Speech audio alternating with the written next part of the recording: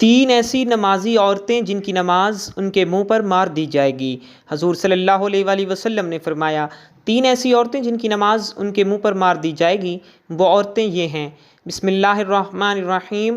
ناظرین، قبولیت اعمال ایک راز ہے جو موت کے بعد ہی کھلے گا، اور اگر اعمال کے قبول ہونے کا معلوم کرنا اتنا آسان ہوتا تو ریاکاروں اور بدعتیوں کی اتنی کثرت نہ ہوتی، لیکن شریعت نے اعمال کے قبول ہونے کا معیار اور شرط بتا دی ہے کہ عمل کرنے والے کا عقیدہ دین اسلام اور سنت کے مطابق ہو، اور ہر چیز میں خلوص اور سچائی ہو، اور اپنے نیک اعمال کو برباد کرنے والے گناہوں سے بچتا ہو، تو اسے اللہ تعالیٰ سے قبولیت اور فضل کی امید رکھنی چاہیے۔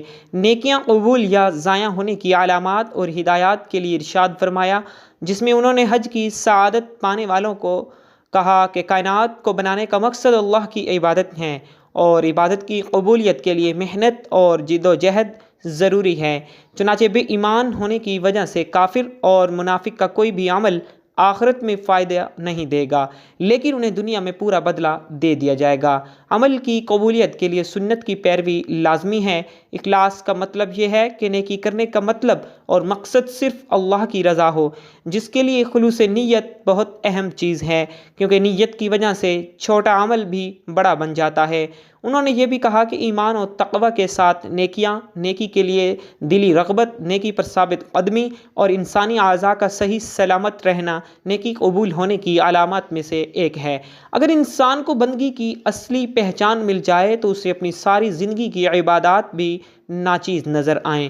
تو اسی لیے تو عظیم ترین عبادات کے بعد بھی استغفار سنت نبوی ہے، اور مومن کبھی بھی اپنی نیکی پر غرور نہیں کرتا، بلکہ اللہ سے قبولیت کا امیدوار رہتا ہے۔ چنانچہ قبولیت کے لیے دعا اور شکر گزاری کرتا رہتا ہے۔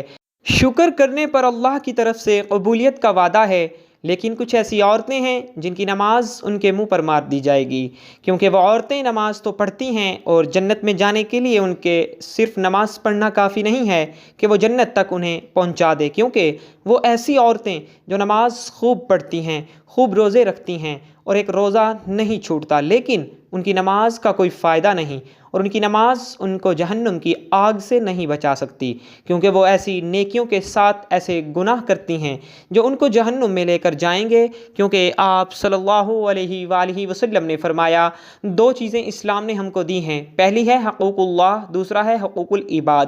پہلے اللہ کے حقوق، بعد میں بندے کے حقوق۔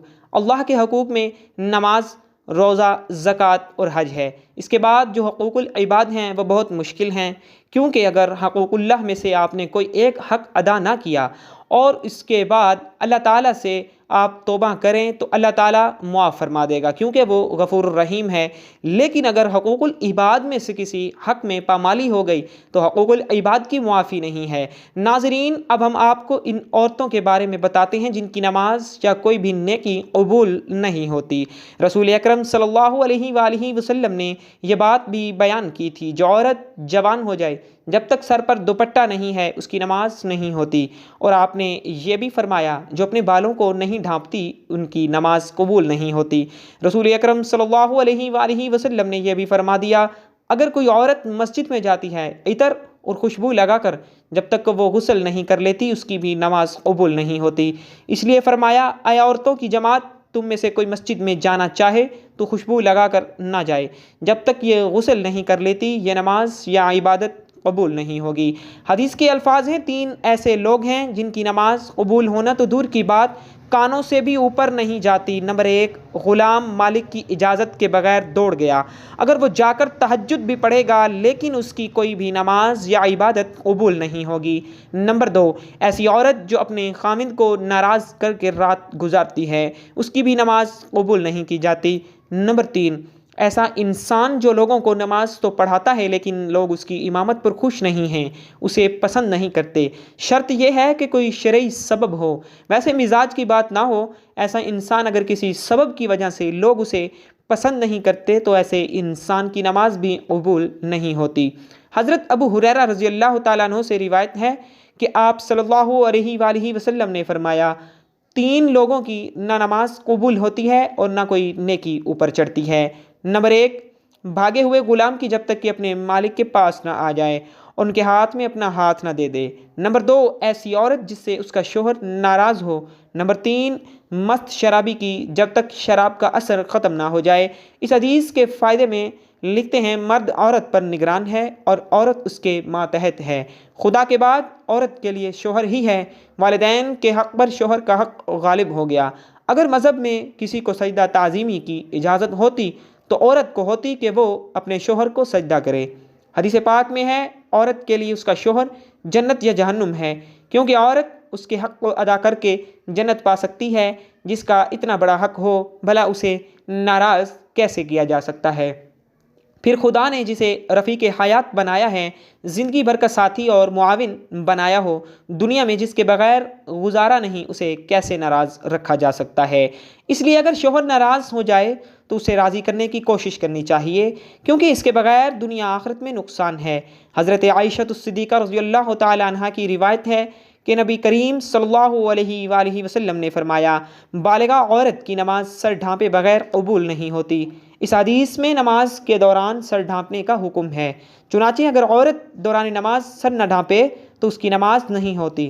عورت کو نماز میں ہاتھ، پاؤں اور چہرے کے علاوہ باقی سارا بدن ڈھکنا ضروری ہے۔ سینہ بند ضروری نہیں، اسی لیے ایسے باریک کپڑوں میں جن سے بدن جھلکے تو نماز نہیں ہوتی۔ جو کپڑے ایسے باریک ہوں کہ ان کے پہننے سے ان کے اندر سے بدن نظر آئے، ان سے نماز نہیں ہوتی۔ نماز کے لیے دوپٹہ موٹا استعمال کرنا چاہیے۔ چہرہ، دونوں ہاتھ اور دونوں پاؤں ٹخنوں تک، ان 3 اعضاء کے علاوہ نماز میں پورا بدن ڈھکنا عورت کے لیے نماز کے صحیح ہونے کی شرط ہے۔ اس کے بغیر نماز نہیں ہوگی۔ خواتین کا یہ کہنا ہے کہ جب بندوں سے پردہ نہیں تو خدا سے کیا پردہ؟ بالکل غلط ہے۔ اللہ تعالیٰ سے تو کپڑے پہننے کے باوجود آدمی چھپ نہیں سکتا، تو کیا پورے کپڑے اتار کر نماز پڑھنے کی اجازت دے دی جائے گی؟ بندوں سے پردہ نہ کرنا ایک مستقل گناہ ہے۔ جو عورت اس گناہ میں مبتلا ہو، اس کے لیے یہ کیسے جائز ہو گیا کہ وہ نماز میں بھی سر نہ ڈھانپے؟ الغرض عورتوں کا یہ شبہ شیطان نے ان کی نمازیں غارت کرنے کے لیے ایجاد کیا ہے۔ نماز کے دوران کھل جائے اور 3 بار سبحان اللہ کہنے کی مقدار تک اگر کھلا رہے تو نماز ٹوٹ جائے گی، اور اگر سر کھلتے ہی فوراً ڈھک لیا تو نماز ہو گئی۔ نفل نماز تو بیٹھ کے پڑھنے کی اجازت ہے، لیکن بیٹھ کر پڑھنے کا آدھا ثواب ملے گا۔ لیکن فرض نماز بیٹھ کر نہیں ہوتی، کیونکہ قیام نماز کا رکن ہے، مردوں کے لیے بھی اور عورتوں کے لیے بھی، اور اصول یہ ہے کہ نماز کا رکن فوت ہو جائے تو نماز نہیں ہوتی۔ لہٰذا جو عورتیں فرض نماز بغیر معذوری کے بیٹھ کر پڑھتی ہیں، ان کی نماز نہیں ہوتی۔ ہاں، جسم کا صحیح طریقے سے ڈھانپنا ضروری شرط ہے۔ پہنچوں تک ہاتھ کھلے ہوں تو کوئی مسئلہ نہیں۔ سینے پر اوڑھنی ہونی چاہیے۔ سجدے میں دوپٹہ نیچے آ جائے تو بھی نماز ہو جاتی ہے۔ عورت کا جمع ہو کر اس طرح نفل نماز جماعت کے ساتھ ادا کرنا بدترین بدعت ہے اور متعدد غلطیوں کا مجموعہ ہے، جس کی وجہ سے وہ سخت گناہ گار ہیں۔ اور نیل پالش اور آدھی آستین والی عورتوں کی تو انفرادی نماز بھی قبول نہیں ہوتی۔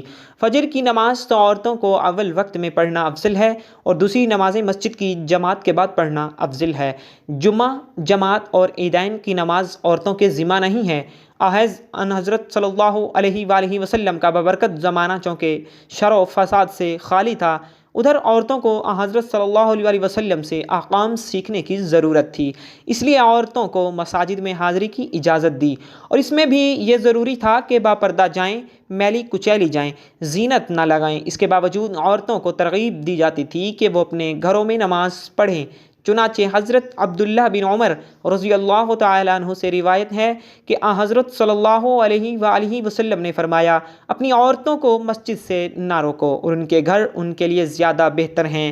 حضرت عبداللہ بن مسعود رضی اللہ تعالیٰ عنہ سے روایت ہے کہ رسول اللہ صلی اللہ علیہ وآلہ وسلم نے فرمایا، عورت کا اپنے کمرے میں نماز پڑھنا اپنے گھر کی 4 دیواری میں نماز پڑھنے سے بہتر ہے، اور اس کا پچھلے کمرے میں نماز پڑھنا اگلے کمرے میں نماز پڑھنے سے بہتر ہے۔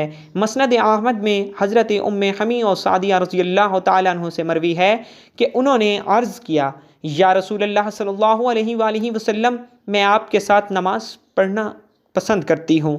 آپ صلی اللہ علیہ وآلہ وسلم نے فرمایا، مجھے معلوم ہے کہ تم کو میرے ساتھ نماز پڑھنا محبوب ہے، مگر تمہارا اپنے گھر کے کمرے میں نماز پڑھنا گھر کے صحن میں نماز پڑھنے سے بہتر ہے، اور گھر کے صحن میں نماز پڑھنا گھر کے احاطے میں نماز پڑھنے سے بہتر ہے، اور احاطے میں نماز پڑھنا اپنے محلے کی مسجد میں نماز پڑھنے سے بہتر ہے، اور اپنے محلے کی مسجد میں نماز پڑھنا میری مسجد میں میرے ساتھ نماز پڑھنے سے بہتر ہے۔ راوی کہتے ہیں کہ حضرت ام حمید رضی اللہ تعالیٰ عنہ نے یہ ارشاد سن کر اپنے گھر کے لوگوں کو حکم دیا کہ گھر کے سب سے دور اور تاریک ترین کونے میں ان کے لیے نماز کی جگہ بنا دی جائے۔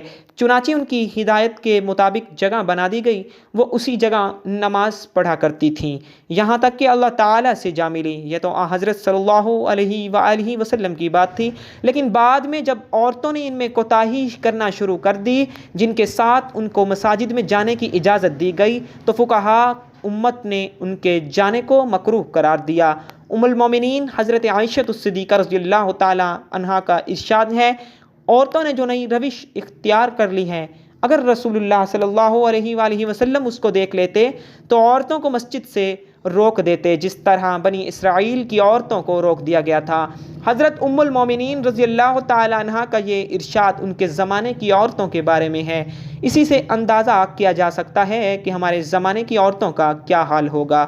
خلاصہ یہ کہ شریعت نہیں بدلی، اور حضرت محمد صلی اللہ علیہ وآلہ وسلم کے بعد کسی کو شریعت بدلنے کا اختیار نہیں، لیکن جن قیود و شرائط کو ملحوظ رکھتے ہوئے حضرت صلی اللہ علیہ وآلہ وسلم نے عورتوں کو مساجد میں جانے کی اجازت دی، جب عورتوں نے ان قیود و شرائط کو ملحوظ نہیں رکھا تو اجازت بھی باقی نہیں رہے گی۔ اس بنا پر فقہائے امت نے، جو در حقیقت حکمائے امت ہیں، عورتوں کی مساجد میں حاضری کو مکروہ قرار دیا۔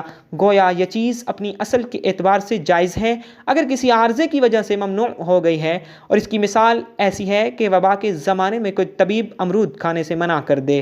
اب اس کے معنی یہ نہیں کہ اس نے شریعت کے حلال و حرام کو تبدیل کر دیا، بلکہ یہ مطلب ہے کہ ایک چیز جو جائز و حلال ہے وہ ایک خاص موسم اور ماحول کے لحاظ سے مضر صحت ہے، اس لیے اس سے منع کیا جاتا ہے۔ اللہ پاک ہمیں دین کی سمجھ نصیب فرمائے اور ہمارا خاتمہ ایمان پر فرمائے، آمین۔ ناظرین، کمنٹ باکس میں اللہ تعالیٰ کے اور اللہ پاک کے پیارے نبی حضرت محمد مصطفیٰ صلی اللہ علیہ وسلم کے 99 ناموں میں سے ایک نام ضرور ٹائپ کریں۔ شکریہ۔